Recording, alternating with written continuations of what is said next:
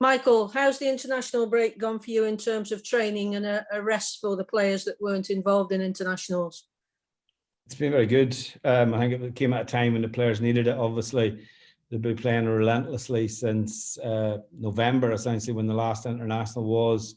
A lot of games, a lot of midweek fixtures, a lot of games to get through with players with injuries as well. A lot of injuries we've had to contend with. And it's given us a chance to sort of, I suppose, just take a little bit of the sting out of things, enjoy a week's training. The training this week's been excellent because the weather in the last 2 days in particular has helped. And, it's just better. We're starting slowly to maybe get one or two players back in contention, not necessarily back ready to play yet, but certainly back in contention. And what we have been able to do in this break is we've at times we've had as many as 5 or 6 of the under 23s up training. So it's given us a good opportunity to have a look at them. Did you manage to get the bounce game in that you were hoping to? No, we didn't, because we really didn't have enough senior bodies that would make it worthwhile. So that game that was with Derby, the under 23 game, we just felt it was better keeping it as an under 23 game. And the players, who maybe needed a bit of game time, we decided that they would be better training, to be honest, because the numbers dwindled a little bit, and we didn't feel really any benefit of dropping them into that game. There was no thoughts of you or Billy getting your boots back on then and going out? Definitely not. Billy maybe, but definitely not me. So looking forward, you had 10 players, I think it was, away on international duty. Some of them probably won't be back yet. We know that Joe's injured. What is the nature of his injury? Are you allowed to tell us? Yeah, Joe picked up, he's got a calf and a hamstring injury, both sort of either side of the knee, which is, it's on the opposite side from obviously where he had his Achilles injury and repair.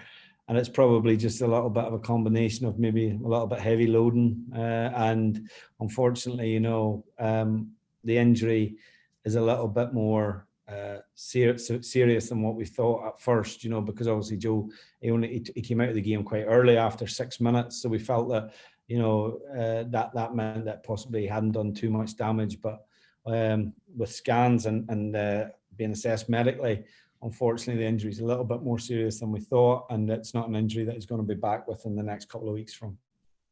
Do you think he'll be back again this season, or is it too early to tell? I think it's touch and go, to be honest. Whether we get him back before the end of the season. Ideally, we'd like that to be the case. Joe obviously has, the target of playing in the finals for Wales in the summer, which is a massive thing for him, and we obviously want him to get that opportunity as well. So we just got to manage him a little bit and see how this progress develops between now and the end of the season. But unfortunately, as I say, it's just a consequence sometimes of when you're out with a long-term injury, is that you're a little bit more susceptible to pick up injuries in other places as well. On the brighter side, though, there were debuts for Jones and Norton for Wales and Varian for Ireland. That must give them massive confidence going forward. Yeah, it does. Good to see the young boys getting the chance to go away and play international football. Particularly, Jones and Norton have been training with the first team squad on a little bit more of a regular basis. Both trained today with us, and we like what we see there. It's good to get the young boys up, and as I say, that's one of the things that I think the young players, you see a difference in them when they come back and they've had that experience at international level. They look a little bit more confident in themselves as well. And it's important that an important part of their continued development.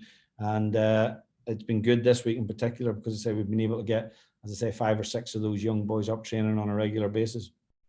And James McClean got his 80th cap and scored a goal, which he says he's claiming, even though it was a deflection. So he must be full of it at the moment. Yeah. Nice to see James get his 80th cap. I didn't see the goal. He's only come back into the building today.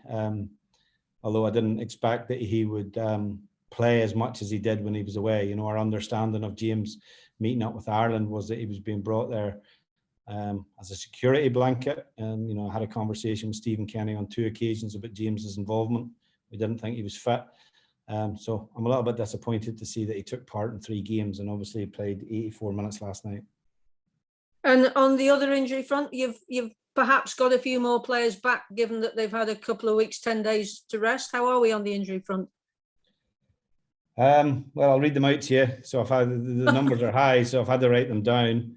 So Collins is obviously still injured, Allen injured, Campbell injured, Oakley Booth unfortunately has a small fracture in his back, which is means just a period of rest, so it's unlikely he'll be available the rest of the season.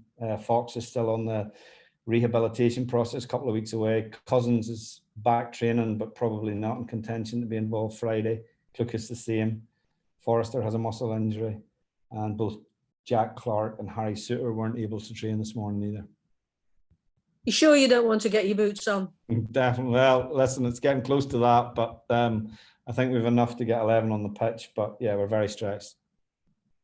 Now you've got back-to-back games coming up. At Easter, there's always a quick turnaround, and you're playing Bristol in the first one, who lost in their last match to Rotherham and have lost 10 games at home this season. How do you feel the game will go? I think, look, it's like any other championship game. Sometimes you can read a lot into the form and it counts for nothing. And the truth be told, they've obviously changed their manager, and Nigel Pearson going in there is a very, very experienced manager.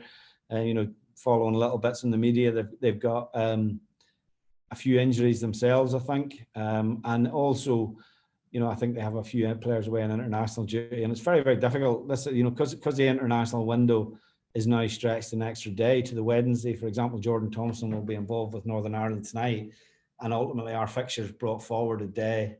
Like, for example, we can't get Jordan back until tomorrow lunchtime, just because in COVID times there's not that many flights.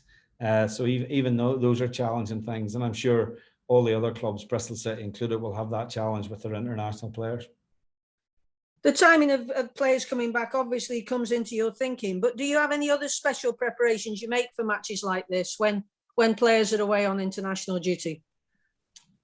I think the main thing is making sure that they come back and they're fit and they're healthy and they're able to play. It's more challenging at this stage of the season because players are fatigued anyway, and they've played a lot of football to this point. The more difficult thing is if you're going to do anything tactically that you don't have the players in the building. So we've had to manage that this week. It's been a little bit more difficult to think about what we do as a team in relation to this game. But the fact that we've had two good performances and a win and a draw in the last two games and two clean sheets means that common sense will tell you that not to tinker with it too much, because ultimately we haven't had the time to do that either. We haven't had the players in the building. They've been away for the best part of 9 or 10 days. So, it's about being sensible, I think, in your approach to the game. The speculation's already started about players, particularly some of our young players like Harry Souttar, that he's been linked with all sorts of clubs. I think fans have got to expect that our better youngsters will be linked with moves away, and probably you're already looking at your summer targets too. Well, it's funny that, because the linking's always done by the media. So, and then the media ask me questions about the linking. It's a really good process, that. So we don't really know whether any of that actually exists. Look, Harry's had a good season. The likes of Harry, Nathan, Tyrese, young players who play in the championship are always going to attract attention. And I think that's one thing that's going to miss. We have had the most players under 23, the most minutes played by players under 23 in the championship this season. So I think that tells you, how we are progressing as a team. We've brought younger players either to the club, or we've brought younger players through that were on the periphery of the team and have been at the club through the academy stage. So it's good to see that, I think, paying off to some extent, but we have to go the next step with it. And ultimately we have to make decisions on players regardless of their age at any one point to try and progress the team. But certainly we don't want to be in a position where we have to sell our younger players, but equally, we just have to take each situation as it comes. I mean, Harry's now on a long-term contract, Nathan's on a long-term contract, Joe Bursick, Tyrese Campbell, Jacob Brown that we brought to the club, Jordan Thompson, they're all on long-term contracts. So we're not in a position where we have to sell anyone because of it's a contractual situation and we've been forced into a corner. And lastly from me, given that Stoke aren't going to go up and aren't going to go down, well, it's highly unlikely that either of those two scenarios will play out. Have you set the players any targets in terms of points for the rest of the matches, or are you just going to win every game? Pretty much the target is to win on Friday. we'll not look any further at that. Probably, as I say, you know, we can get bodies back. We'll be a bit stronger, obviously, in the final 8 games, but that's going to be a challenge given the injury list that we have. But the key is just to, as I say, you know, keep trying to put points on the board. Make sure that we finish in the top half of the table. I don't think setting them points targets is anything that we should really do at this minute in time. We know ourselves, we're disappointed that we don't have more points than we have. So as long as that disappointment motivates us to do as well as we can in the last 8 games, then we'll be happy with that. Thank you. Good luck. Thank you. Thanks, Hans. George now, please. Michael, obviously you've suggested the rotation system with the goalkeepers. You're going to apply that back to back with the 2 games you got back to back very quickly with the outfield players? No, because if you listen to the injury list, I won't be able to rotate very much. You know, I don't have that luxury at the minute with possibly 10 players unavailable to us. That's not going to be an option to us. The goalkeepers, and much has been made of this. I can't understand why everyone's picked up on this, but really, you know, all I'm saying is between now and the end of the season, it'll be nice to try and give the 3 goalkeepers the opportunity to play. That's merely what I was referring to. So in terms of rotating the team, that'll be based on the level of performance Friday and whether we feel it's necessary to make changes for Monday. As you already alluded to, you know, back at the games you've had recently, you really have been in good form and clean sheets as well. And you must be pleased the way that your team, and particularly your forwards and midfield, are asking questions from the opposition defence. Yeah, I think, look, you know, one of the things that's been pleasing is how we've adapted this season. And I think we've had 18, possibly 19 clean sheets, which is as good as any in the league. You know, where we've been a little bit disappointed is that I think 7 of those games finished in 0-0 draws. I think the game against Derby was a good example of that, where you have a lot of dominance and you're not able to find a way to score. And eventually we did, and suddenly a 0-0 becomes a 1-0 win. And that's something that we have to learn from. It's something we have to repeat and try and do more often. We've had a lot of challenges in the forward area this season with injuries to key players, particularly Fletcher and Campbell. You know, Powell's been magnificent for us, you know, in terms of what we've asked of him. You look at, obviously, you know, 2 players, James McClean and Sam Clucas, that, you know, combined scored 18 goals for us last season. I think their combined total this season is 3, and they've played less than 50% of the games. That tells you, you know, a little bit, it's difficult to replace that number of goals in your team. So yeah, look, we want to keep making sure that we're as productive as possible. We do a lot of work on our attack and play, and particularly I think that we have much more control and more possession now in the game. We have to be a little bit more creative in the final third and find opportunities to create a little bit more clear-cut chances from the possession that we have. And you obviously touched on the fact that Bristol City have got another manager in place. Do you expect very many changes? Nigel, you've already alluded to, a very experienced manager, and his CV tells you all you need to know about him. Do you expect many changes from the new man in charge from what you had from the previous manager? Not really. I don't think, you know, we played Bristol City in the second game of the season, so it's difficult to gauge. You know, it's a long time ago. It seems like so far away to compare it back to then. I think that Nigel Pearson, as you like to say, has great experience both in this league and the league above. So he'll know how to get the most out of the squad that he has. But, you know, our focus is on ourselves. I think Bristol City have some very good players, and we have to make sure that we deal with that. And the likes of Deju playing up front in particular. They have a few injuries as well that we have to be mindful of. So it's a little bit harder to read their team at the minute, because obviously the new manager goes in, and it's natural that he'll tinker with things a little bit. But, you know, our focus has to be on ourselves and making sure we have a good performance, and hopefully that'll be enough to take 3 points. And as you said, you want to win as many games as you can, but so would they, because at one stage, Michael, you were both locked together in that little pack of just outside the top 6, but both teams have just dropped slightly off it. But they'll be going into the game with that same point of view, won't they? Of course, yeah, of course. And look at a manager who's gone in and want to make an impression at the club. And, you know, I would imagine, I think Nigel's in charge to the end of the season. So I'd imagine the fact that he's gone in there would suggest that he would be interested in taking the job on a full-time basis. And on that basis, I'm sure he'll want to win as many games as possible. So we expect a very tough game. We'll play against a well-organised side, good experience in this league. You know what I mean? I think they have a lot of experience in their team, and it'll be a good test for us. Thanks for joining us, Michael. Good luck. Thank you. Just Dave, and then we'll move on to the writers on their own, please.